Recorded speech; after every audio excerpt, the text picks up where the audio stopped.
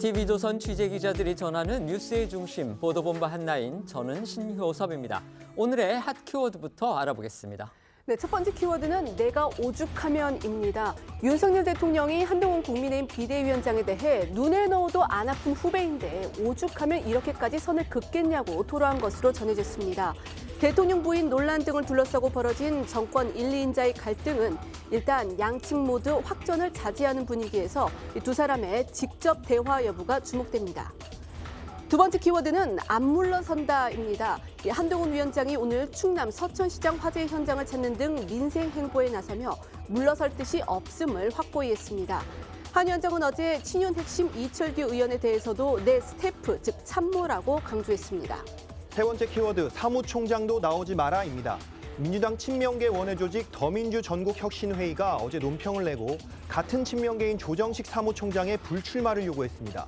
이들은 선당 후사의 물꼬를 명분으로 내세웠지만 조 총장이 이해찬 계수 출신인 점과 연결지어 공천 갈등이 친명계 내부로까지 번진 게 아니냐는 해석이 나옵니다. 다음 키워드 두렵다 대 애증 관계입니다. 어제 민주당 이재명 대표의 위증교사 혐의 첫 공판에서 공범 김모 씨가 이 대표가 보는 앞에서 진실을 말하기 두렵다며 이 대표 퇴정을 요구했습니다. 이 대표는 김 씨와 저는 일종의 애증 관계이자 위험한 관계라며 혐의를 부인했습니다. 네, 다섯 번째 키워드는 빅텐트 첫 삽입니다. 개혁신당과 새로운 미래, 미래대연합 등 신당 3대 세력이 비전대화 협의체를 가동하기로 해 빅텐트 성사를 위한 첫 발을 뗐습니다. 이들은 내부 협의와 토론 등을 통해 정책과 비전 등 연대를 위한 교집합을 찾겠다고 밝혔습니다. 마지막 키워드는 설 대목의 날벼락. 어젯밤 11시 8분쯤 충남 서천 특화시장에서 큰 불이 나 전체 점포 290여 곳 가운데 220여 곳이 전소됐습니다. 불은 9시간 만에 꺼졌고 상주하는 인원이 없어 인명피해는 없었지만 설 대목을 준비하던 점포들의 대규모 소실로 상당한 재산 피해가 예상됩니다. 총선을 70여일 앞두고 여권을 강타한 윤석열 대통령과 한동훈 비대위원장 간의 충돌이 급속히 소강 국면으로 접어든 모양새입니다. 총선을 코앞에 둔 상황에서 더 이상 사태를 악화시키면 안 된다는데 이 양측이 모두 공감했기 때문인 것으로 보이는데요. 다만 이대로 상황이 정리될지는 지켜봐야 할 듯합니다. 아직 변수가 남아있기 때문이죠. 우선 오늘 한동훈 비대위원장의 행보부터 살펴볼까요? 한동훈 비대위원장은요, 어젯밤 큰 불이 나 피해를 입은 이 충남 서천의 전통시장을 방문을 하고 아마 조금 전 도착을 한 것으로 보이는데요. 이 서천 특화시장은 어젯밤 11시쯤 발생한 화재로 200개가 넘는 점포가 잿더미로 변한 상황인데 이 어제 관련 상황을 보고받은 윤 대통령은 가용 인력과 장비를 총동원해서 화재 진압에 최선을 다하라라고 지시를 내렸습니다. 당초 한동훈 위원장은 오늘 오전에 이 당 사무처 순방 일정이 있었는데 이걸 이제 취소를 하고 원내 지도부와 함께 오후 1시 이 서천 화재 현장을 긴급 방문키로 했습니다. 이 현장에서 한 위원장은 강추위 속에 진화 작업을 하는 이 현장 인원들을 격려를 하고 또 복구와 지원 대책 등을 논의할 것으로 알려졌고요. 또 이 설 명절 대목을 앞두고 삶의 터전을 잃은 피해 상인들을 만나서 위로할 예정입니다. 한 위원장 큰 격변이 일어난 상황에서도 자신의 취임 일성이자 또 어제 사퇴 거부 의사를 밝히면서 언급했던 이른바 선민후사의 모습을 보임으로써 내 갈 길을 가겠다. 이런 뜻을 분명히 한 것으로 보입니다. 네, 이 윤 대통령의 사퇴 요구와 이어지는 후폭풍에도 한 위원장은 평소와 같은 일정들을 소화하며 이른바 마이웨이 행보를 이어가고 있습니다. 어제 저희도 전해드린 것처럼 어제 출근길에 이 한 위원장은 주말 사이 불거진 윤 대통령과의 충돌 상황에 대해서 자신의 임기는 총선 이후까지라며 사퇴 거부 의사를 명확히 했고요. 이후 비대위 회의와 인재 영입식, 당 법률자문위원들과의 간담회 등 예정됐던 당무 일정을 모두 소화했습니다. 어제 한 위원장의 목소리 다시 들어보겠습니다. 지금 대통령실에서 위원장님께 사퇴 요구했는 이에 대한 입장 궁금합니다. 저는 선민후사 하겠습니다. 대통령실은 과도한 당무 개입이라는 비판이 있는데 저는 그 과정에 대해서는 제가 사퇴 요구를 거절했기 때문에 구체적인 내용에 대해서는 말씀드리지 않겠습니다. 총선 때까지 비대위원장으로서 제 역할을 완주하겠다라는 입장에는 변함이 없습니다. 제 임기는 총선 이후까지 이어지는 것으로 알고 있는데요. 한 위원장 이달 말에는요 취임 한 달을 맞아서 기자회견을 준비 중이다 이런 보도도 나왔습니다. 네, 오는 28일이 한 위원장 취임 한 달째 되는 날입니다. 당초에 1월 말과 2월 초를 두고 일정을 조율 중이었는데 이 대통령실과의 충돌이라는 변수로 강행 여부를 고심 중인 상황입니다. 관련해서 한 국민의힘 관계자는 오늘 세계일보와 통화를 갖고 이렇게 말을 했습니다. 한 위원장이 취임 한 달을 즈음에 기자회견을 검토 중이고 방식은 특정 매체를 선택하기보다 모두에게 열려있는 기자회견이 유력한 것으로 알려졌습니다. 다만 앞서 말씀드린 것처럼 이 대통령실과의 충돌로 참모진 사이에서는 기자회견을 예정대로 진행해야 한다는 의견과 연기해야 한다는 주장이 엇갈리는 것으로 전해졌습니다. 사실 신년 기자회견 문제는요, 이 윤석열 대통령이 과연 이것을 하느냐, 이게 연초 정치권의 가장 큰 관심사 중에 하나였죠. 그런데 대통령실에서는 이 부분에 대해서 여전히 답을 내놓지 않고 있습니다. 이 상황이 바뀌지 않는 가운데서 한 위원장이 기자회견을 하면 자칫 대통령실하고의 대립각을 더 세우는 식으로 해석될 여지가 있는 거죠. 아마 그 부분을 한 위원장 측근들이 우려할 수도 있다는 생각이 듭니다. 이런 문제를 포함해서 어쨌든 지금의 강대강 갈등 기류가 이어가는 거는 윤 대통령이나 한 위원장 모두에게 부담이 큰 거 사실입니다. 네, 특히나 이 총선이 얼마 남지 않은 그런 시점에선 더 우려가 커질 수밖에 없는데 이번 갈등이 여기서 더 커진다면요. 두 사람뿐 아니라 여권 내 세력 다툼 등으로 이제 번질 우려도 크고 또 그렇게 된다면 여당의 총선 승리 또한 물 건너갈 가능성도 또 윤 대통령은 물론이고 한 위원장의 정치적 입지 또한 좁아질 수밖에 없다는 분석이 나오는데 이와 관련해서 한 여권 핵심 관계자는요. 윤 대통령의 임기가 여전히 3년 이상 남아있고 한 위원장도 이 총선을 성공적으로 이끌지 못한다면은 향후 이 정치 행보가 불투명할 수밖에 없다는 점을 잘 알고 있을 거다라고 했습니다. 그래서일까요? 어제 오후부터 양측의 기류에 변화가 감지된 거, 이거 사실이죠? 네, 그렇습니다. 이 팽팽했던 양측의 강대강 대립 기류가 전환 조짐이 감지된 건 어제 오후부터였습니다. 대통령실 참모들과 여권 중진들이 종일 바쁘게 움직인 가운데 점심 직후에 대통령실 고위 관계자가 한 위원장과의 추가 만남을 타진 중이라는 소식이 이 당에 전해지면서 분위기가 조금씩 달라지기 시작한 건데요. 이후 일부 언론에선 윤 대통령이 이관섭 비서실장을 통해 전달한 뜻이 한 위원장의 무조건 사퇴는 아니었다는 보도도 나왔습니다. 윤석열 대통령이 내가 오죽하면 그랬겠느냐, 한동훈은 눈에 넣어도 안 아플 후배였다, 이런 말을 했다고도 전해졌습니다. 네, 윤 대통령이 최근 한 위원장이 김경률 비대위원을 서울 마포울 출마자로 발표한 걸 두고 낙찰자를 정해놓고 입찰을 하면 그걸 부정 입찰이라 부른다. 한 위원장이 법을 모르는 친구가 아니지 않은가라고 했다는 것과 함께 한동훈은 눈에 넣어도 안 아플 내 후배였다. 내가 오죽하면 신뢰와 지지를 철회한다는 말까지 했겠느냐, 이렇게 한 말이 여러 언론을 통해서 전해진 겁니다. 이런 윤 대통령의 발언이 알려지면서 정치권 안팎에선 윤 대통령이 한 장관에 대한 인간적인 애정을 언급하면서 관계를 회복할 여지를 열어둔 것 아니냐는 해석이 나왔습니다. 여기에 한 위원장이 어제 오전 이 김경률 위원에게 직접 사과와 유감 표명을 지시를 했고 실제로 또 김 위원이 이 당 회의 등을 통해서 이런 뜻을 밝혔었는데요. 한 위원장은 이 조치를 통해서 어떻게 보면 이 최소한의 갈등 봉합 공간을 열어뒀고 또 간접적으로 윤 대통령 측에 자신의 입장을 설명한 것으로도 전해집니다. 이 언론 보도들에 따르면요. 한 위원장 측은 이번에 그 사천 논란에 대해서 원희룡 전 장관을 인천 개항을 해 그리고 김경률 비대위원을 마포 을에 소개한 것은 험지에 나가겠다는 유명 후보를 내세워서 좀 분위기를 띄우려는 의도였다라고 이 대통령실 측에 설명한 것으로 전해졌고요. 여기에 대해서 한 비대위 관계자는 중앙일보와의 통화에서 한 위원장이 이 원 전 장관과 김 위원을 소개를 한 거는 사무총장, 원내대표, 인재영입위원장 등 간부들과 사전에 논의를 거친 사안이다. 그러니까 이제 독자적으로 한 결정이 아니다. 이렇게 이야기를 하면서 사당화라는 대통령실 지적에 한 위원장이 크게 서운함을 느꼈다고 말한 것으로 전해졌습니다. 이 관련해 어제 한동훈 위원장의 목소리 들어보시겠습니다. 위원장님, 당정 관계 신뢰가 사실상 깨졌다 이렇게 보는 시각도 있는데요. 여러 가지 시각이 있겠습니다만 당은 당의 일을 한 것이고 정은 정의 일을 하는 것이 국민을 위한 정치를 하는 길입니다. 갈등을 봉합하기 위해서는 대통령실이 한 발 물러서야 한다고 보세요? 그런 평가는 제가 할 일이 아닙니다. 어쨌든 양측이 갈등을 봉합하기 위해서 뭔가 조치를 취하고 있는 건 분명해 보이는데요. 이런 상황에서 이번 충돌을 표면화시킨 계기가 된 만남이 있었죠. 바로 한동훈 위원장, 이관섭 대통령 비서실장, 그리고 윤재호 국민의힘 원내대표, 이 3자 회동의 내용을 놓고서 이 당사자들의 주장이 엇갈리고 있다는 보도가 이어졌습니다. 이거 어떻게 된 겁니까? 네, 이 3인 회동에서 사퇴 요구를 받았다는 한 위원장과 그런 요구를 한 적이 없다는 대통령실 측의 입장이 차이를 보이고 있는 건데요. 있는데요. 앞서 들으신 것처럼 한 위원장은 어제 출근길에 자신이 대통령실의 사퇴 요구를 거절했기 때문에 당무 개입 논란에 대한 구체적인 내용은 말씀드리지 않겠다고 했습니다. 이는 대통령실, 더 정확히 말하면 대통령으로부터 사퇴를 요구받았음을 공개적으로 확인한 셈입니다. 하지만 대통령실 측은 주말 3인 회동이 고위 당정회의 차원에서 다양한 주제를 논의하기 위한 자리였다며 한 위원장에 대한 직접적인 사퇴 요구가 있었던 건 아니란 취지의 입장이라고 설명을 하고 있습니다.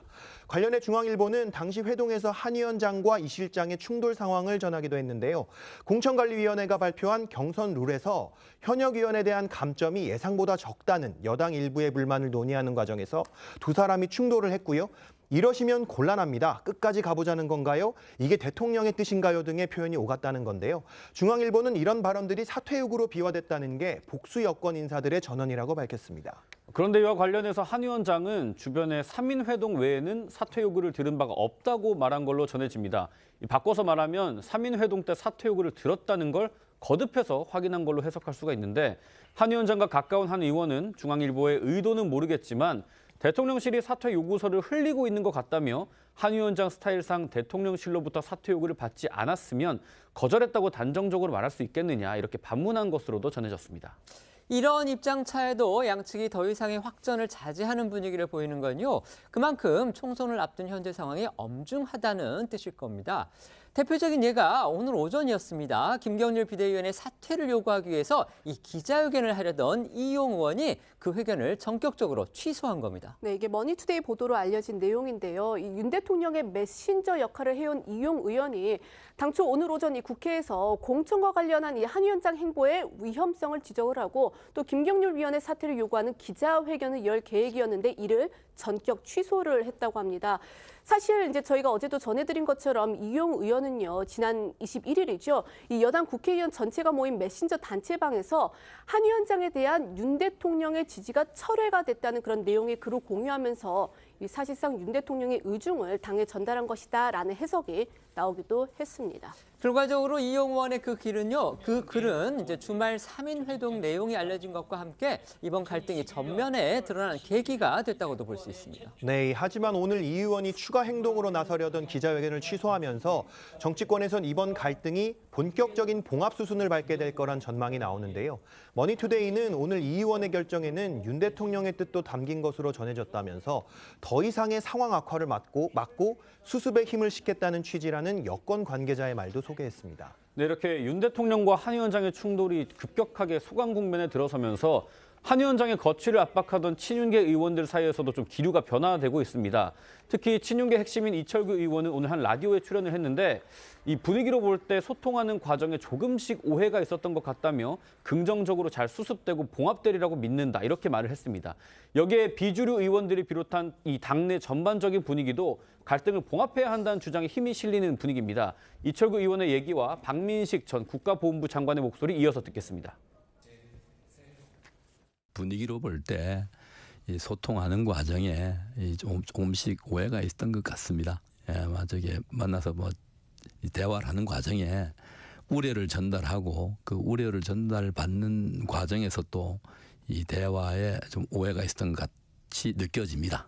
그렇지만은 그런 오해는 금방 풀리고 또 바로 국민과 당원들을 생각하면은 전혀 긍정적으로 잘 수습이 되고 또 봉합이 되리라 믿어 의심치 않습니다. 그 두 분의 관계를 속속들이는 알지 못하지만 어떻게 보면은 목숨을 걸고 싸운 전우 같은 사이 아니겠습니까? 조금만 시간이 지나면 그런 어떤 오해 같은 게 아주 잘 속 시원하게 풀리고 오로지 이 총선 승리를 위해서 전부 하나로 이렇게 단합하리라고 저는 확신하고 있습니다. 이번 갈등을 봉합하기 위해서는 결국 윤 대통령과 한 위원장 두 사람이 만나야 한다. 이런 의견이 여권 안팎에서 많이 나오고 있습니다. 결국 이 부분이 이번 사태의 사태의 진전 여부를 다루는 변수로 지목이 되고 있는 거죠.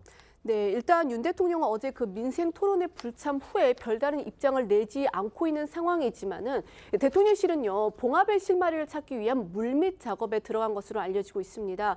이 헤럴드 경제에 따르면은 대통령실 고위 관계자는 오늘 이 윤 대통령과 한 위원장의 회동 가능성 여기에 대해서 이제 묻는 질문에 대해서 해법을 찾기 위한 여건 조성을 위해서 노력 중이다 이런 입장을 밝혔다고 하고요.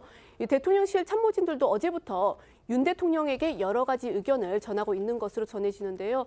국민이 현 상황에 대해서 가지고 있는 우려, 이거에 대한 이 당 분위기 또 한 위원장과의 소통 필요성 등을 공유하고 있는 것으로 알려졌습니다. 다만 이 윤 대통령과 한 위원장 두 사람이 직접 만나는 시점에 대해선 좀 더 기다려야 한다는 반응이 나옵니다. 한 대통령실 관계자는 윤 대통령의 평소 스타일을 고려했을 때 아직은 아니라며 봉합의 여지가 없지 않은 정도라고 현재 상황을 설명했다고 하고요. 또 다른 대통령실 고위 관계자는 중앙일보에 한 위원장과 용산 고위 인사가 곧 만나기로 했다며 어느 정도 수습이 된 후엔 윤 대통령과의 만남도 제안할 계획이라고 밝힌 것으로도 전해졌습니다. 관련해 오늘 오전 국민의힘 이상민 의원의 목소리 잠시 들어보시죠. 봉합이 안 되면 그건 진짜 윤석열 정부도 그렇고 국민의힘도 그렇고 그냥 나락으로 떨어지는 거죠. 근데 그런 일은 있을 수 없다고 보고요. 사실 이 문제에 그렇게 발끈하고 이렇게 파열음을 낼 일은 아니라고 생각되는데 저는 뭐 이건 조금 더 합리적으로 객관적으로 보면 봉합을 당연히 해야죠. 이 문제를 가지고 싸운다고 하면은 국민들이 보실 때 그냥 두시겠습니까? 호되는 매를 드시겠죠. 이런 상황에서 대통령 부인 김건희 여사가 주변 지인들한테 이 명품백 논란에 대해서 사과를 할 수 없다는 식의 입장을 밝혔다. 이런 보도들이 또 나왔습니다. 네, 맞습니다. 지난해 12월 네덜란드 국빈 방문 이후에 공개 행보를 갖지 않고 있는 김 여사가 사과 불가론이 담긴 텔레그램 메시지를 지인들에게 전달한 걸로 전해졌습니다. 동아일보에 따르면 한 여권 관계자는 김 여사가 명품백 논란에 대해 사과해야 한다는 목소리가 여권 내부에서 나오니까 사과를 하면 민주당의 공격을 받아서 오히려 총선이 불리해질 것이라는 내용이 담긴 글을 주변에 보낸 것으로 안다면서 20일 장해찬 전 최고위원과 21일 국민의힘 이용 의원의 주장과 같은 취지의 주장을 공개적으로 언급한 것이라고 말했다고 합니다. 장해찬 전 최고위원은 지난 22일 밤 이 자신의 유튜브 채널에서 김 여사는 사기 몰카 취지에 당한 피해자라면서 사과는 가해자가 해야 한다 이렇게 주장을 했습니다. 말씀드린 대로 윤석열 대통령과 한동훈 국민의힘 비대위원장 간의 충돌이 어제 오후부터입니다. 이제 소강 국면에 접어든 듯한 그런 인상을 줍니다. 어쨌든지 간에 양측 모두 봉합을 위해서 뭔가 물밑에서 상당히 움직이고 있는 듯한 그런 분위기도 감지가 되는데요. 이거 어떻게 하면 깔끔하게 봉합이 된다? 자, 해법 어떤 게 있을까요? 그러니까 윤 대통령과 한동훈 위원장 간의 관계는 무려 21년간을 같이 한 관계 아니겠습니까? 그래서 사실은 주변 사람들이 알지 못하는 두 사람 간의 관계가 있을 거예요. 그러니까 만나면 뭐 풀린다 이렇게 지금 많은 사람들이 기대를 하고 있지만 지금 이 상황, 현재의 시각으로 보면 아마 두 사람이 만나면 오히려 갈등이 증폭될 가능성이 더 많다고 생각합니다. 지금 상황에서 당장 만나는 걸 말씀하시는 거죠? 그렇죠. 네네. 근데 그렇지 않고 결국은 이 두 사람 가운데 어느 한쪽이 완승을 하거나 완패를 하는 모양새로 해법이 마련된다면 아마도 뭐 결국은 뭐 용산 대통령실에 뭐 힘이 동력이 떨어지거나 아니면 한동훈 위원장의 그 앞으로 뭐 정치 행보에 큰 타격을 입거나 이렇게 될 거거든요. 그러니까 여권 전체 입장에서 보면 결국 양쪽이 한 발씩 물러서야 되는데 어떤 대목을 물러서느냐 이런 부분은 저는 결국은 국민의 뜻이 중요하다고 보고 그 국민의 뜻은 김건희 여사의 명품백에 대한 뭐 사과까지는 모르지만 적어도 설명은 해야 되는 시점에 대한 공감대가에서 출발을 해야지 만약에 윤 대통령 쪽에서 이 부분은 그냥 묻고 가자 총선 때까지 라고 했을 때는 해법이 전혀 찾아지지 않을 것이다. 왜냐하면 한동훈 위원장은 이미 어찌 보면 칼을 뽑아 들었잖아요. 이 든 상황에서 여기서 그냥 국민의 뜻이 어느 정도 확인됐다고 보는데 본인은 그런데도 용산의 뜻이 그냥 관철되는 모양새다. 그렇게 되면 한동훈 위원장은 당내외에서 더 이상 비대위원장을 유지할 그런 힘을 잃게 되는 거기 때문에 결국 지금 주변에서 자꾸 봉합하자는 사람들 얘기는 양쪽에 한 발씩 물러서야 되는데 그 출발이 용산 대통령실에 있기 때문에 윤석열 대통령에 대한 설득이 저는 우선돼야 된다 이렇게 봅니다. 알겠습니다. 그 결론적으로 말씀드리면 깔끔한 봉합은 있을 수가 없는 상황이라고 봅니다. 의도했든 의도하지 않았든 간에 이 양상은 현재 권력과 미래 권력 간의 갈등으로 나타나 버렸습니다. 그리고 총선 결과에 따라서는 누구 한 측에는 치명적인 상황을 도래할 수밖에 없고 그 근본적인 원인이나 그것을 확인한 상황이기 때문에 누군가 완전히 양보하고 입장을 존중하는 상황이 되어야 될 텐데 그러기는 쉽지 않아 보이고요. 당분간은 봉합하는 모양새는 취할 수 있지만 아직 여러 가지 넘어야 될 심각한 문제들이 있습니다.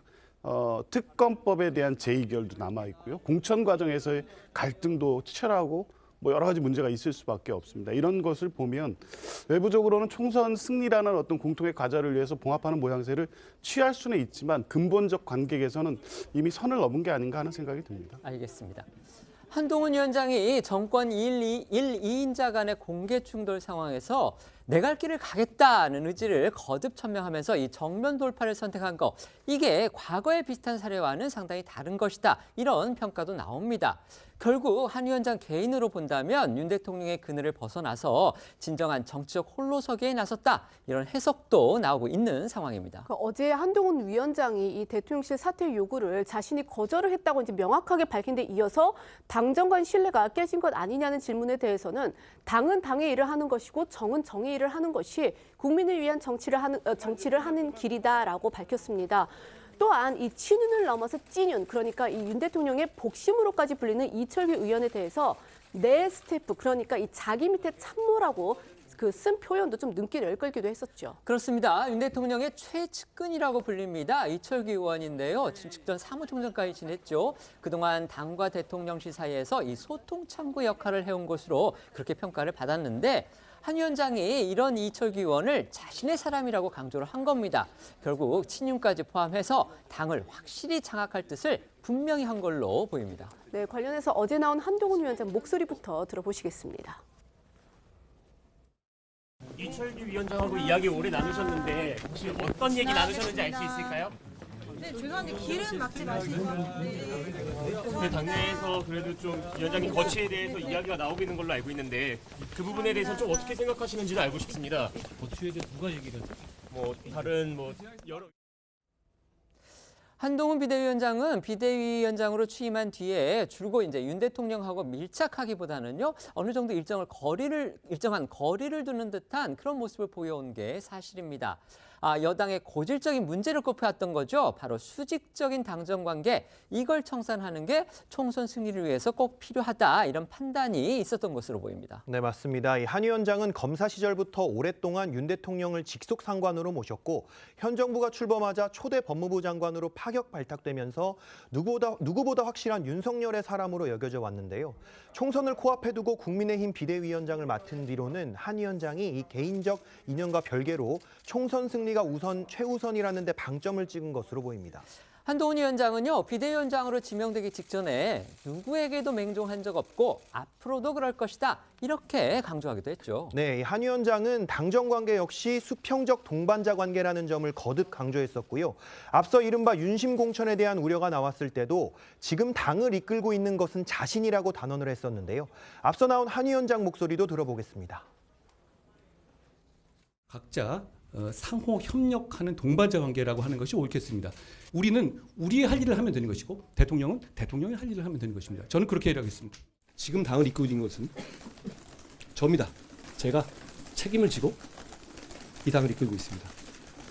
제가 이기는 공천, 설득력 있는 공천, 공정한 공천을 할 것이라는 말씀을 드립니다.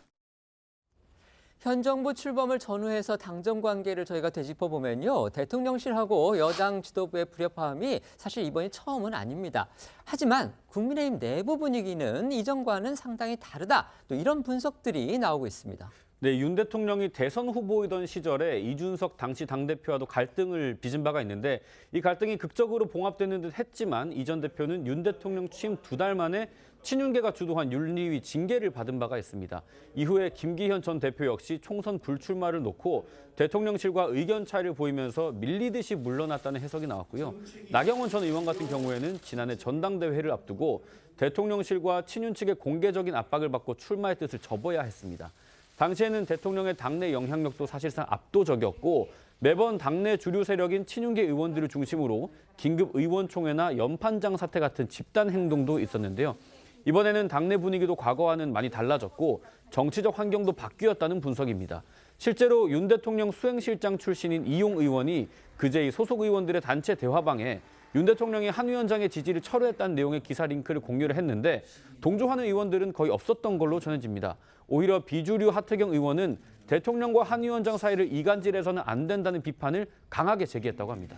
이번 총선의 최대 승부처라고 할 수 있죠. 이 수도권의 의원들을 중심으로 해서 아니면 수도권의 출마를 희망하는 그런 분들을 중심으로 해서 한동훈 위원장한테 힘을 실는 분위기가 감지되는 것도 이 당내 분위기가 많이 바뀌었다. 이걸 느낄 수 있는 그런 상황입니다. 한동훈 위원장을 중심으로 삼는 이른바 친한계. 이런 얘기까지 나오고 있습니다. 대표적으로 서울 강남 병을 지역구로 두고 있는 유경준 의원은요, 자신의 SNS에 국민을 보고 나선 긴 할 일 하면 된다라는 이 한 위원장의 발언을 인용을 하면서 한 위원장에게 힘을 실었고요. 또 이 서울 강동 갑에 출마라는 전주의 의원도 한 위원장과 함께 찍은 사진을 공개하기도 했습니다.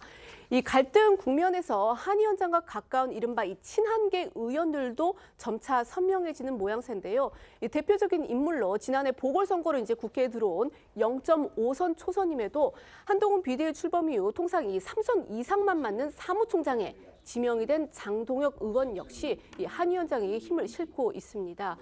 여기에 총선을 코앞에 둔 상황에서 중도하차하지 않는 한 한동훈 위원장이 공천권을 가지게 되는 점도 중요한 변수가 되고 있는데요.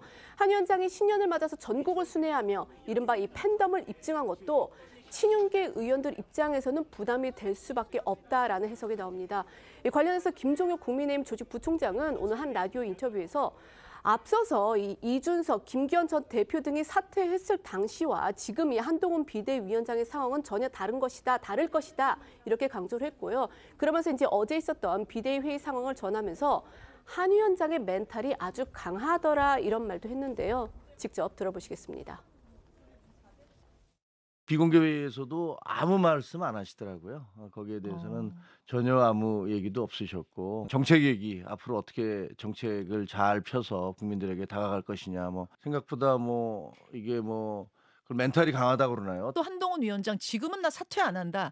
나는 내 할 일 하겠다고 하지만 사퇴로 갈 가능성도 있는 거 아닌가요? 저는 뭐 그럴 가능성이 굉장히 낮다고 봐요. 조건이 완전히 달라진 것 같아요. 일단 어떨까요? 가장 크게는 우리가 지금 그 총선을 불과 70 며칠 정도, 오늘 78일 78일이에요. 예, 네. 앞두고 있다라는 그런 그 현실이 있지 않습니까? 총선 앞에서 저희가 당정이 분열하고 대통령과 비대위원장이 껄끄러운 사이가 된다는 것들이 무엇을 의미하는지는 본인 당사자들께서도 잘 아실 것이고 또 당원들도 모두 잘 알고 있잖아요. 어제도 이제 물론 앞서도 잠깐 전 짚어드린 대로요. 한동훈 위원장 입장에서도 이 윤 대통령하고 강대강 대치로만 치닫는 거 이건 자신의 향후 정책 입지 등을 생각해 보면 부담이 될 수밖에 없을 겁니다. 때문에 결국 이제 봉합을 위한 해법을 찾을 것이다. 이런 관측 우세한데요. 국민의힘에서 여러 의견들이 나오고 있지만 어쨌든 사태는 수습하고 봐야 한다. 이런 쪽으로 결론이 모아지는 분위기입니다. 네, 이 일부 언론에 따르면 친윤계 일각 그리고 일부 영남 중진들 사이에서 이번 사태에 대해 한 위원장이 책임을 져야 한다는 목소리도 나오고 있는데요. 오선의 김영선 의원이나 홍준표 대구시장 등은 공개적으로 자신의 SNS를 통해서 이런 맥락의 의견들을 밝혔지만 그 외 대부분은 익명으로 나오고 있고요. 대구 경북 의원들은 정치적 오해를 의식해 어제 예정했던 모임을 취소하기도 했습니다. 상대적으로 총선을 앞두고 결별로 가는 것은 공멸이라며 봉합을 요구하는 목소리는 점차 커지고 있는 분위기인데요. 이용호 의원은 오늘 라디오 인터뷰에서 윤 대통령과 한 위원장이 직접 만나서 이야기를 하면 금방 풀릴 것이라고 했습니다. 들어보겠습니다. 대통령실은 대통령실대로 또 한동훈 위원장대로의 자기 입장에서 지금까지 최선을 선택해서 왔다고 생각할 거예요. 네. 그럼에도 불구하고 간극이 생겼고 오해가 있었으니까 예. 저는 지금 해법은 그 한동훈 위원장이 대통령을 직접 만나 뵙고 서로 그 당의 최근의 사정을 설명하고 전혀 그럴 만한 게 없다고 하는 것을 서로 인간적으로 말씀을 드리고 풀면 저는 뭐 금방 풀린다고 생각해요. 두 분이 그런 뭐 오해가 있을 여지는 저는 없다고 생각합니다. 민주당은 이번 사태를 윤 대통령의 당무 개입으로 규정을 하면서요. 공세 수위를 높이고 있습니다. 심지어 법적으로 책임을 추궁하겠다 이런 얘기까지 나왔습니다. 네, 이재명 대표는 어제 대통령이 특정 정당의 선거와 관련해서 이렇게까지 노골적이고 깊숙하게 개입한 사례가 있었냐 이렇게 목소리를 높였죠. 권칠승 수석 대변인은 대통령실의 당무 개입이 정치 중립 위반으로 판단된다며 법적 검토를 거쳐서 조치할 게 있으면 조치를 하겠다고 했습니다. 민주당에서 나온 목소리도 이어서 들어보시죠. 명백한 당무 개입이고 정치 중립 위반이라고 저희들은 판단하고 있습니다. 그래서 이 부분에 대해서는 법적 검토를 거쳐서 법적으로 조치할 것들이 있으면 반드시 그렇게 하도록 할 것입니다. 대통령이 특정 정당의 선거, 총선 관련해서 이렇게 노골적이고 깊숙이 개입한 사례가 있었나 그런 생각이 듭니다. 공천 문제보다는 민생 문제에 좀 더 깊은 관심을 가져야 되지 않느냐라는 생각이 듭니다. 참 아쉽습니다. 이렇게 들으셨던 민주당의 문제 제기에 대해서 국민의힘 서울 송파병의 당협위원장인 김근식 교수는 오늘 라디오 인터뷰를 통해 민주당이 정치적인 의도를 가지고 이번 사태를 내부 갈등으로 비화시키고 있다고 주장을 했습니다. 이 내용도 한번 들어보겠습니다.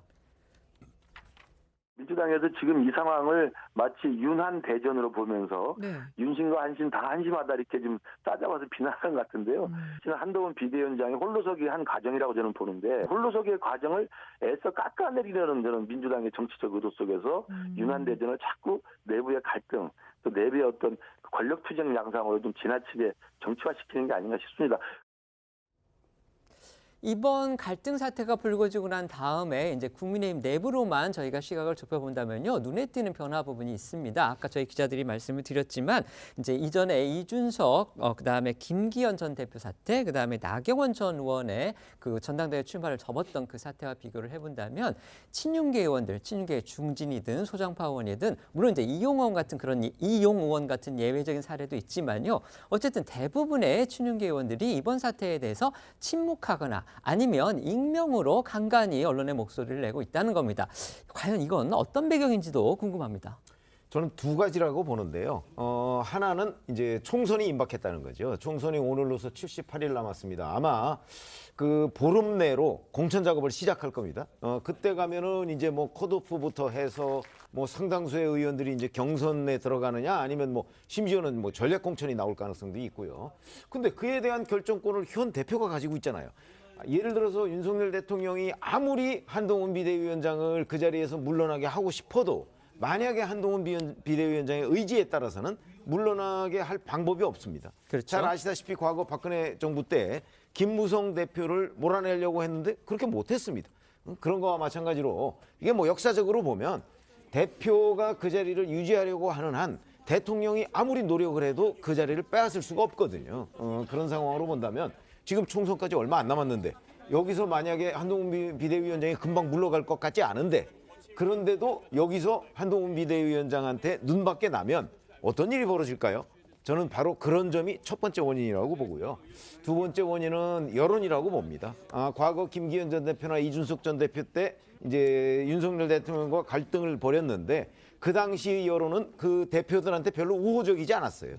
지금 한동훈 비대위원장과 갈등의 요인이 됐던 바로 이 김건희 명품백, 이 문제는 뭐 뚜렷하게 이걸 가지고 여론조사한 건 없지만 김건희 특검법에 대한 거부권 뭐 이런 여론조사 같은 것을 종합적으로 보면 지금 여론 지형은 한동훈 비대위원장한테 유리해요. 그런 상황이기 때문에 지금 한동훈 비대위원장은 여기서 그냥 그 아무 말 없이 물러나기가 굉장히 어려운 상황이라는 거죠. 이런 점 때문에 지금 친윤계도 섣불리 한동훈 비대위원장을 공격할 수가 없는 요인이 되고 있다. 이렇게 생각합니다. 네. 이번 총선이 국민의힘이 윤석열 대통령을 간판으로 해서 치르기 어려운 선거라는 건 이미 기정사실화돼 있었습니다. 그러면 그 대안은 있었냐? 그렇지 않은 상황이었거든요. 한동훈 비대위원장이 오기 전까지는 그래도 어쨌든 대통령 정부와 힘을 싣는 뭐 정면 승부 외에는 없었는데 한동훈 비대위원장이 취임해서 한 3주 동안의 행보를 보고 거기에 따른 보수층의 열광적 지지 또 국민적 어떤 관심 이런 거를 보면 한동훈 위원장을 중심으로 해서 선거를 치르는 것이 본인 선거에도 유리하다는 결론이 당연히 나올 수밖에 없었고요.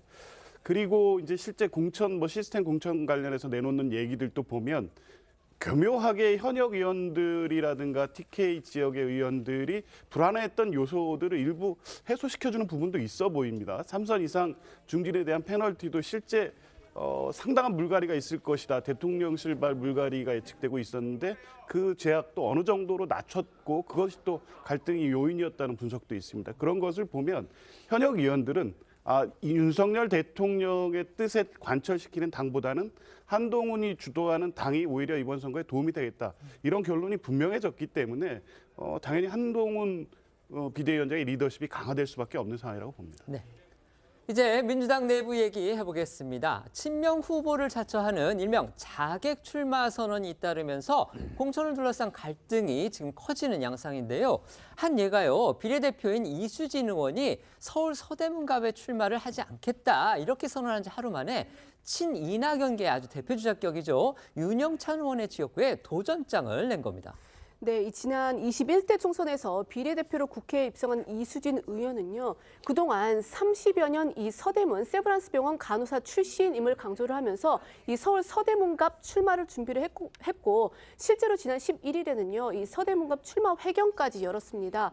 그런데 이제 최근 민주당이 이 서대문갑을 전략공천 지역으로 정하면서 열흘 만인 그제죠. 이 의원이 이 전격 출마 철회 의사를 밝혔는데 그러면서 이 선당후사의 마음으로 수용을 하겠다며 눈물까지 보였었습니다.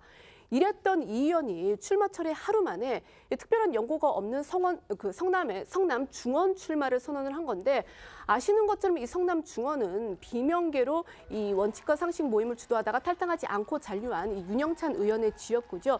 최근에는 그 친명계 현근택 부원장이 도전을 했다가 이제 불출마를 선언한 곳입니다. 어쨌든 이수진 의원은요, 이 성남시장 출신인 이재명 대표를 지키기 위해서 성남 중원에 출마를 하겠다면서 이 비명계인 윤영찬 의원을 직격을 했는데요. 목소리 들어보시겠습니다. 이재명 대표의 심장을 뺏길 수는 없다는 절박함으로 호소드립니다. 성남시 중원구에서 민주당 후보로 나오겠다는 후보는 민주당의 기본 정체성조차 의심이 됩니다. 민주당의 배신과 분열의 상처를 주면서 민주당의 이름으로 출마하겠다는 상황을 더는 두고 볼 수 없습니다. 성남 중원 같은 경우에는요. 그렇지 않아도 이제 친명계 인사들이 그곳에서 출마 의사를 밝히면서 이미 뛰고 있다고 합니다. 저희 기자가 방금 말씀드린 대로 이제 현근택 민주연구원 부원장 같은 경우는 개인적인 어떤 신상 논란 때문에 출마를 포기했지만 그렇지 않아도 그분 말고도 다른 분도 또 있었습니다. 그런데 여기에 대해서 지금 이수진 의원이 이른바 이제 친명 자객을 자처한 모양새가 된 겁니다. 윤영찬 의원 상당히 불쾌할 수밖에 없겠죠. 네, 윤영찬 의원은 어제 자신의 SNS를 통해서 이수진 의원의 성남 중원에 아무런 연고가 없다는 점을 지적하면서 명분 없는 선당 후사 이렇게 비판을 했는데요. 이 의원이 윤 의원을 향해서 배신과 분열을 조장한다든지 정체성조차 의심스럽다는 등의 표현을 쓴 것에 대해서는 유감스럽다는 입장을 밝혔습니다. 그러면서 윤 의원은 자신이 문재인 청와대 출신임을 내세우면서 오히려 이 의원에게 민주당의 역사와 정신은 얼마나 알고 있냐고 되물었는데요.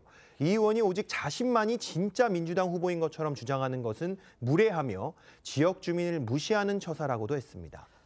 오늘도 친명을 자처하는 민주당 비례대표 의원의 이 비명계 현역 지역구 출마 선언 이어졌습니다.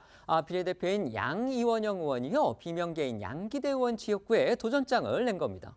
네, 친명계로 분류되는 비례대표 양이원영 의원은 오늘 국회에서 회견을 열고 비명계 양기대 의원 지역구인 경기 광명을에 출마하겠다고 선언을 했습니다. 다만 양이원영 의원은 친명 자객 출마 논란에 대해서는 양기대 의원이 비명계인지 몰랐다 이렇게 주장을 했는데요. 관련 발언 들어보시죠.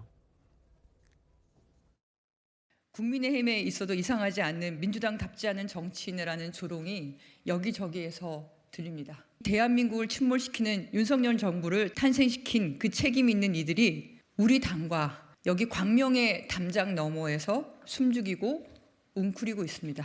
저는 숨죽이고 있는 당신들께 묻습니다. 당대표가 검찰 독재의 칼날에 난도질을 당하는 상황에서 당대표 체포 동의안에 왜 가결표를 던지셨습니까? 왜 자신 있게 자신의 정치적 입장과 행동에 대해 밝히지 못합니까?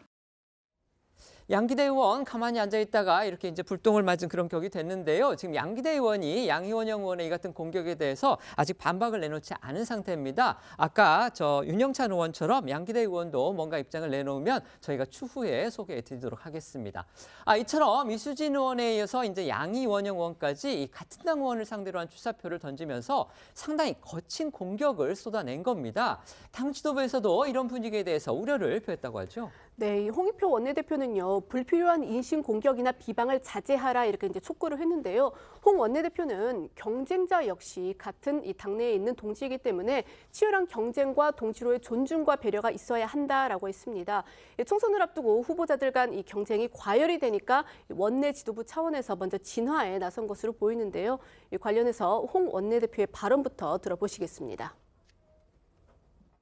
앞으로 불필요한 인신공격이나 비방보다는 공정하고 보다 발전적인 경쟁이 됐으면 좋겠다. 경쟁자 역시 같은 당 안에 있는 당내 동지이기 때문에 경쟁자에 대한 치열한 경쟁과 함께 같은 동지로서의 존중과 배려도 경쟁 과정에서 잊지 않아야 된다, 이런 생각을 갖고 있습니다. 좋은 경쟁을 통해서 당이 2024년 4월 총선에서 승리할 수 있는 그런 경쟁 문화를 만드는데 공관위가 애써주실 것을 당부대에 말씀을 드리고, 공천 분란과 관련해서 또 하나 주목되는 움직임이 있습니다. 그동안에는요, 이제 주로 중진이라든지 86세대 용퇴론 등을 주장을 해왔던 친명계 원외 조직이죠. 그런데 그 조직이 이번에는 조정식 사무총장한테 총선에서 희생하라 이렇게 요구를 해서 시선을 모았습니다.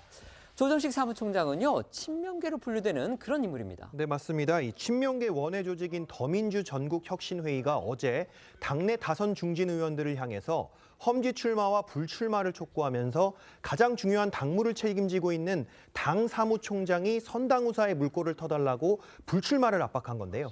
혁신회의는 김민기 의원이 솔선수범한 것처럼 좀 자리를 내주시는 것이 어떻겠느냐고 했던 임혁백 공관위원장의 발언을 언급하면서 당 중진의 희생이 필요함을 강조했습니다. 앞서 선당우사를 강조했던 임혁백 위원장의 발언 듣고 오시죠.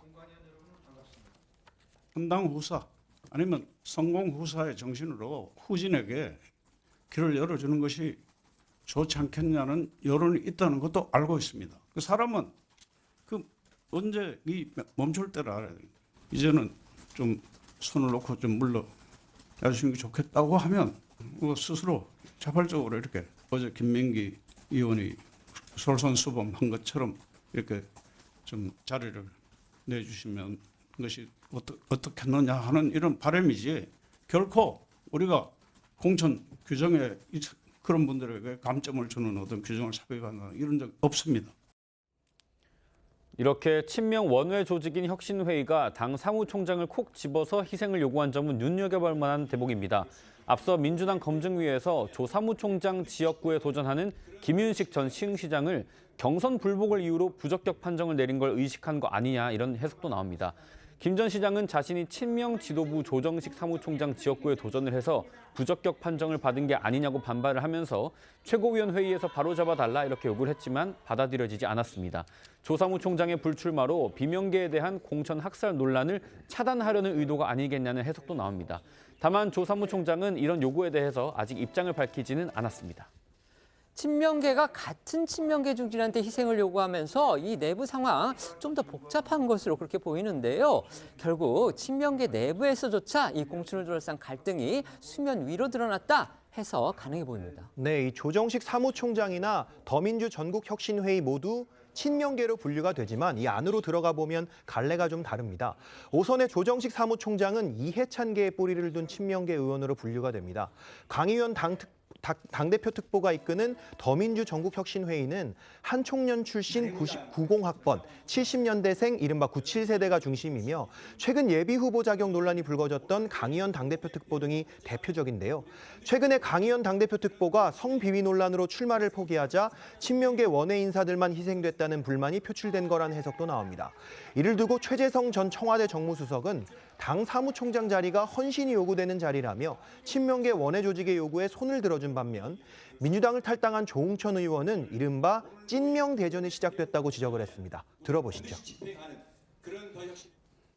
민주당 사무총장 자리가 총선 앞두고는 조금 헌신이 요구되는 자리이긴 해요. 그래서 멀쩡하게 그냥 이 출마해서 또 되는 경우가 그렇게 크지 않았어요. 네. 헌신을 한다면 네. 총선 돌파에 대해서 승리에 대해서 절실하면 누군가는 해줘야 돼요. 사무총장은 저는 불출마하거나 사퇴하거나 그런 것도 고려를 해볼 만한 일이라고. 지금 뭐 이게 여러 가지 명분을 내세우지만 네. 어쨌거나 지금 현역들 좀 많이 나가라, 자리 비워라, 그래야 우리가 들어가지. 네. 그거거든요. 예. 처음에는 수박들 나가라고 했다가 이제 수박들 나가니까 그다음에 이제 좀 덜한 뭐 멜론들 나가라라고 예. 할 수가 있는 거고 네. 이제 그 친문들 나가라. 이젠 드디어 이해찬계도 나가라. 목숨 걸고 이재명을 사수할 사람들은 우리다. 그러니까 그 사람들 말고는 다 가짜다. 나가라. 근데 그건 뒤집어서 얘기하면 우리가 당선 많이 돼야 된다. 네. 뭐 그 얘기에 불과하죠. 이런 가운데서요, 당내 강경파 철험회 소속인 김용민 의원이 이 SNS에 글을 올렸는데요. 또 이게 또 눈길을 끌었습니다. 네, 김용민 의원은 어저께 이 당내 경선을 앞둔 요즘 일방적인 친명 주장 논란이 커지고 있어서 우려스럽다라는 글을 SNS에 올렸는데요. 내용은 이렇습니다. 김 의원은 민주당에서 사라져야 할 계파주의를 동아줄처럼 생각을 하고 편승을 하는 것은 바람직하지 않다면서 친명인지 비명인지 중요한 게 아니라 이 민주당 후보로서 어떤 일을 할지를 먼저 제시해야 한다라고 강조를 했습니다. 그러면서 단순히 이재명 대표와 찍은 사진 한 장이 그 정치인의 전부를 말해주는 것은 아니다라고도 했습니다. 김용민 의원은 그동안 강경파인 철험회 소속으로 당내 친명계로 분류가 돼 왔는데 최근 지역구인 경기 남양주 병에서 친명계 원외 인사와의 대결 가능성이 높아진 상황입니다. 이재명 대표의 숨은 조력자를 자처하는 박성훈 전 경기도 의원이 예비 후보로 등록했기 때문입니다. 이 때문에 김용민 의원이 본인의 지역구에서 현역 대원외 친명계 대결을 앞두고 SNS 글로 심경을 드러낸 것 아니냐는 해석도 나옵니다. 친명계 원외 조직이 있죠. 근데 이 조직이 그동안에 이제 86 운동권이라든지요. 그다음에 친문 인사들을 향해서 불출마를 요구해 왔습니다. 그런데 어제 같은 친명계라고 볼 수 있는 조정식 사무총장을 겨냥해서 출마하지 말라 이렇게 요구를 했습니다. 그리고 아까 방금 전해드렸지만 이제 강경파 김용민 의원 같은 경우는 역시 친명계, 그것도 강경파라고 저희가 분류가 되는데 역시 그 자신의 지역구에서 친명계 원외 인사가 뛰고 있는 부분에 대해서 약간 불편한 듯한 그런 심장을 글을 또 올렸습니다. 이렇게 되면 결국 지금까지는 주류 대 비주류의 어떤 대결 국면이었는데 이제 비주류가 일종의 문제가 해소가 됐죠. 뭐 탈당도 하고 그다음에 불출마도 하고 그러니까 이제는 친문계 내부에서 결국 갈등이 분출하는 거 아니냐. 지금 이런 우려 섞인 그런 분석도 나오나 봅니다. 어떻게 평가하십니까? 글쎄요, 뭐 그렇게까지 해석될 문제는 아닌 것 같고요. 뭐 통상 선거 시기 이때쯤 되면 정치 신인들이 중진에 대한 용퇴를 요구하는 조직적 행동을 하죠. 특히 더민주 혁신들은 다 정치 신인이고 당규상에 아마 가점을 받아도 현역 지역구에서 이기가 어렵습니다. 이제 그런 측면에서 보면 중진들이 자리를 터줘야 본인들이 진출할 수 있으니까 이런 목소리를 내는 것이라고 보고요. 과연 이게 뭐 친명이냐 찐명이냐 이런 해석이 나오고는 있는데 선거 때 보면 이 본인들이 지금 선거구도에서 유리한 상황을 본인 것으로 다 만들기 위해서 하거든요. 그러니까 다 친명을 표방하고 있기 때문에 누가 더 친명이냐 이런 논란은 사실은 본인들이 만들고 있는 것이지 당 차원에서 그걸 가지고 어떤 후보를 걸러내거나 이렇게 움직임이 있는 것은 아니라고 봅니다. 알겠습니다. 지금 저희가 자막으로 지금 속보 보내드리고 있는데요. 방금 들어온 속보부터 전해드리겠습니다. 총선 대책, 그다음에 김건희 여사 문제 등을 둘러싸고서 강하게 충돌했던 윤석열 대통령 그리고 한동훈 국민의힘 비대위원장이 오늘 대형 화재가 발생한 충남 서천 특화시장 현장을 함께 찾아서 지금 만났다는 소식이 들어왔습니다. 언론 기사를 잠깐 소개해드리면은요, 윤석열 대통령이 오늘 그 현장을 방문을 했습니다. 일종의 위로 차원에서 방문을 한 것 같은데 그 자리에 마침 가 있던 한동훈 위원장하고 만난 겁니다. 결국 두 사람이 이제 정면 충돌한 지 이틀 만에 일종의 전격적인 회동이 이루어졌다. 이렇게 볼 수도 있겠습니다. 좀 더 자세히 상황을 설명드리면 윤석열 대통령은 오늘 오후 1시 30분쯤에 화재 현장에 도착을 했고요. 먼저 앞서서 저희가 아까 소개해드렸죠. 1시쯤에 도착을 했다고 그랬는데 한동훈 위원장이 윤 대통령 대통령을 맞았습니다. 그리고 두 사람이 함께 피해 현장을 돌면서 복구와 지원 대책 등을 점검했다고 합니다. 또 강추위 속에서 지금 진화 작업 벌이고 있는 현장 인원들을 격려했다고 합니다. 조선일보에 따르면요, 여권 핵심 관계자는 자연스럽게 재난 현장에서 두 사람이 만나게 된 것은 이제 재난 앞에서는 정파도 여야도 이견도 중요치 않다는 뜻이다. 그리고 윤 대통령과 한 위원장 모두 현장에서 만나는 데 대해서 흔쾌하게 동의했다. 이렇게 전했다고 합니다. 그리고 윤 대통령의 현장 방문은 오늘 오전에 이제 결정이 됐고요. 윤 대통령은 앞서서 이번 화재와 관련해서 아까 저희가 말씀드린 대로 가용 인력 장비 총동원해라 이렇게 지시를 했고 현장 방문을 검토하라고까지 지시를 한 겁니다. 그리고 한동훈 위원장은 아까 저희도 전해드린 대로 오늘 오전에 당 사무처 순방 일정이 예정이 돼 있었는데 그걸 연기하고서 화재 발생 현장을 찾는 것으로 이렇게 일정을 변경해서 결과적으로 두 사람이 만나게 된 겁니다. 자, 어떻게 보십니까? 이거 결국 이제 뭐 양측의 설명은 지금 우연히 이루어진 것이다 이런 식으로 지금 얘기를 하는 것 같습니다만 이게 대통령과 여당 대표의 만남인데 과연 이게 우연일까 그런 생각도 듭니다. 어떻게 평가하십니까? 우연히 이루어졌을 리가 없다고 저는 생각을 하는 것이 왜 그러냐면 한동훈 비대위원장의 다른 일정이 있었잖아요. 근데 그 일정을 취소하고 간 거란 말이죠. 그러면 예를 들어서 윤석열 대통령이 거기를 방문한다는 사실을 몰랐더라도 그러면 취소하고 갔을 것이냐? 글쎄 그렇게까지 보기는 어렵죠. 그래서 제가 보건대는 한동훈 비대위원장이 윤 대통령 일정에 맞춰서 갔다. 이렇게 봐야 되는 거고요. 다만 이제 이것이 그러면 급속한 봉합 국면으로 가는 것이냐?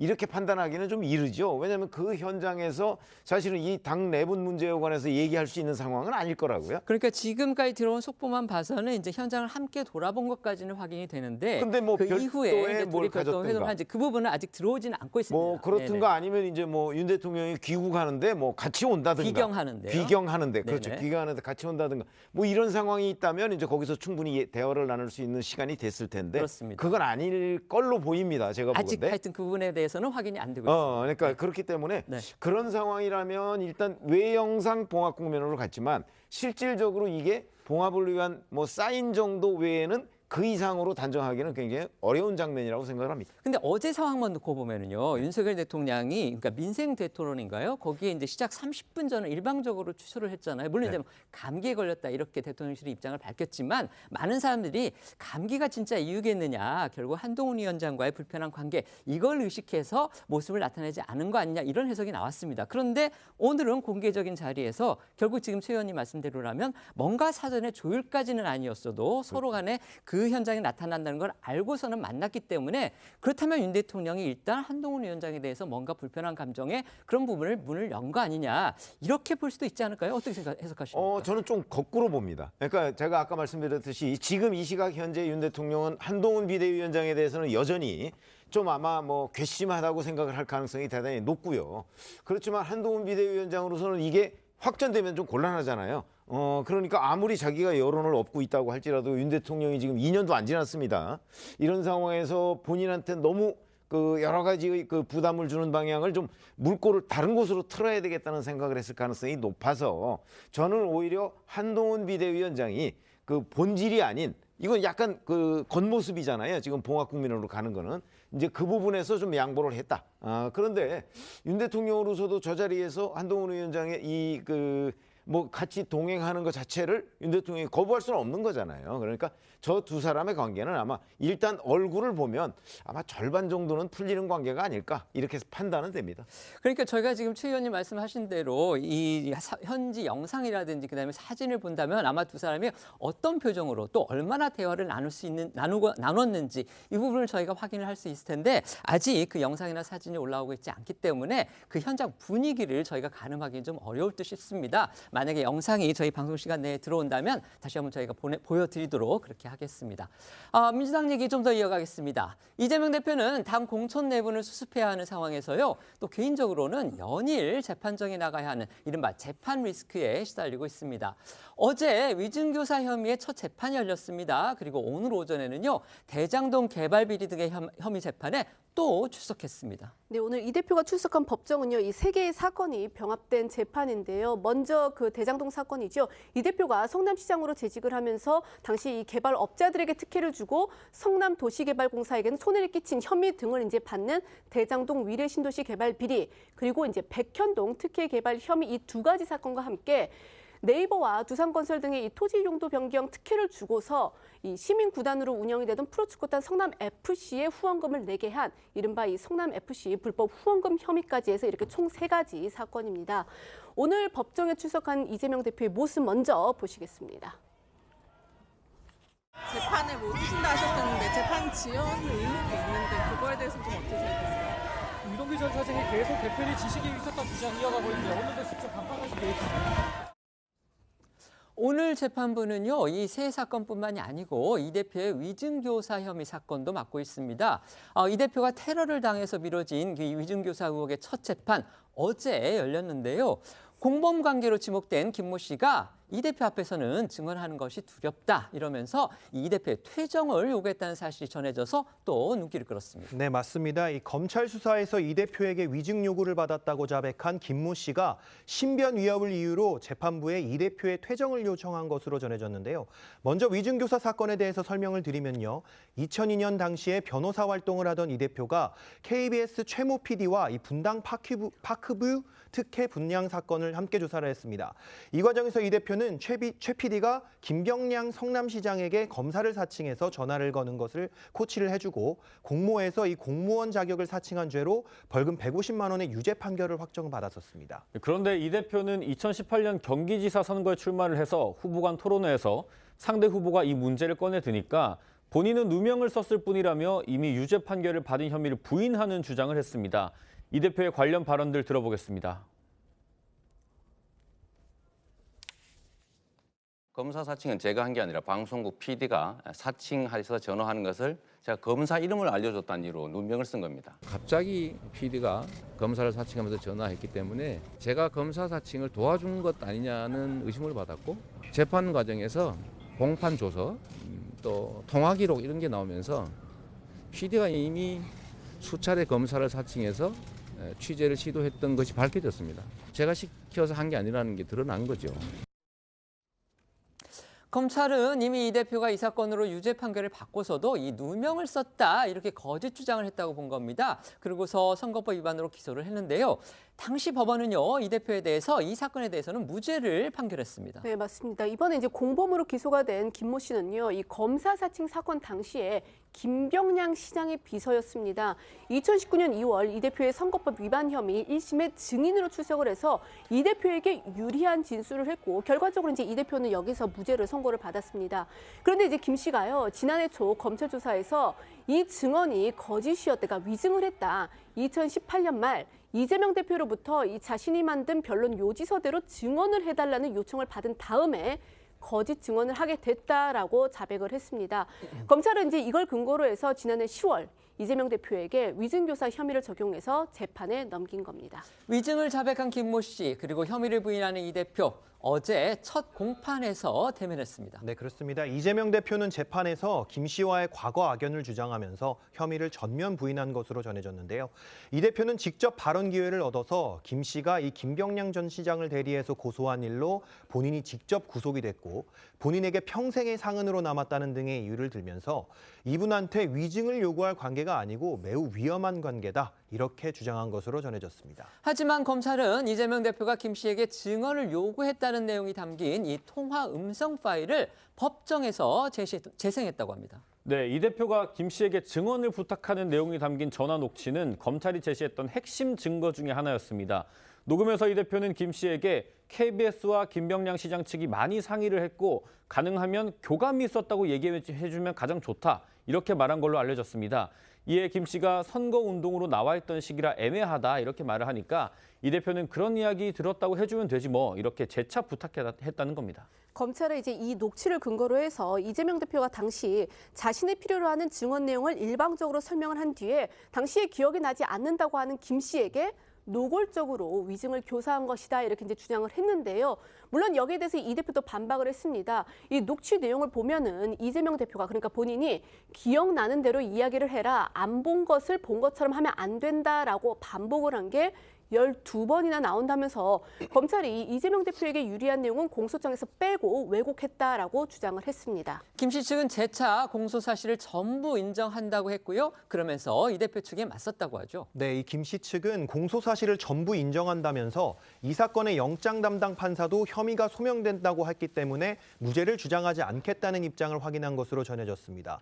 또 앞서 전해드린 대로 김 씨 측은 재판에 앞서 신변 위협을 이유로 이 대표의 퇴정을 요구하는 취지의 의견서를 재판부에 제출하기도 했는데요. 김 씨는 의견서에서 가족과 함께 오랜 기간 성남에 거주하며 회사도 운영하고 있는데 이 대표의 영향력이 지역 사회에 아직도 남아 있다면서요. 이 대표뿐만 아니라 캠프에서 활동했던 사람들과도 인연이 있어 진술하기 어렵다고 적은 것으로 알려졌습니다. 이 관련해 이 대표는 어제 김 씨 측이 퇴정 의견서를 제출한 것에 대해서 어떻게 생각하냐는 취재진의 질문에 말을 아낀 채로 법정에 출석을 했습니다. 어제 이 대표 모습과 함께 김 씨 측 변호인의 목소리까지 이어서 들어보겠습니다. 오늘 첫 공판인데 혹시 한 말씀만 부탁드리겠습니다. 그 상대방 변호인 측에서 퇴정 의견서를 제출했는데 혹시 그거에 대해서 어떻게 생각하시는지? 오늘 재판부 들어가면서도 입구 앞에 수많은 지지자들 그리고 반대 지지자들, 경찰들도 많이 있는데 변호인도 사실은 두려움을 느끼는데 일반인인 이 피고인으로서는 얼마나 두려움을 느끼겠는가 그런 점에서 좀 요청을 드렸던 거죠. 이 재판부는 김 씨 측의 요구와 재판 경과를 고려해서 다음 재판부터는 두 사람의 변론을 분리해서 진행하기로 결정을 했고 다음 재판은 다음 달 26일에 열립니다. 저희가 이 증인 김모 씨의 얘기는 그동안 사실 여러 번 전해드렸습니다. 그리고 녹취가 있다는 사실도 전해드렸고요. 그 녹취를 어제 검찰이 재판에서 이제 증거로 제시를 한 겁니다. 그런데 이 대표는 반박을 하면서 기억나는 대로 얘기해라. 이처럼 자신이 하기 유리한 내용도 그 녹취록에 있는데 왜 이거는 빼고 틀었느냐 이렇게 항변을 했다고 합니다. 자, 법적으로 어떻게 평가하십니까? 그 위증 교사의 범죄가 성립을 하려면 위증 교사는 내용이 있어야 되겠죠. 그런데 어쨌든 검찰이 제출한 녹취록의 내용은 불리한 건 분명해 보입니다. 그런데 그 녹취록에 녹취돼서 검사가 제시한 내용만으로 해석하냐 그렇지는 않습니다. 전체 대화 맥락을 봐야 되거든요. 이재명 대표가 법률가이기 때문에 이런 말을 하면서 노출될 가능성까지 항상 고려를 하고 그래서 이 없는 사실을 말해달라는 취지로 얘기하지 않았다는 것을 강조한 것으로 보입니다. 그래서 14번 정도의 여러 대화 맥락 중에 있는 대로 기억나는 대로 얘기해달라 이런 얘기는 통상 변호사들이 증언을 하기로 한 증인이나 관계자한테 이런 얘기 늘 하거든요.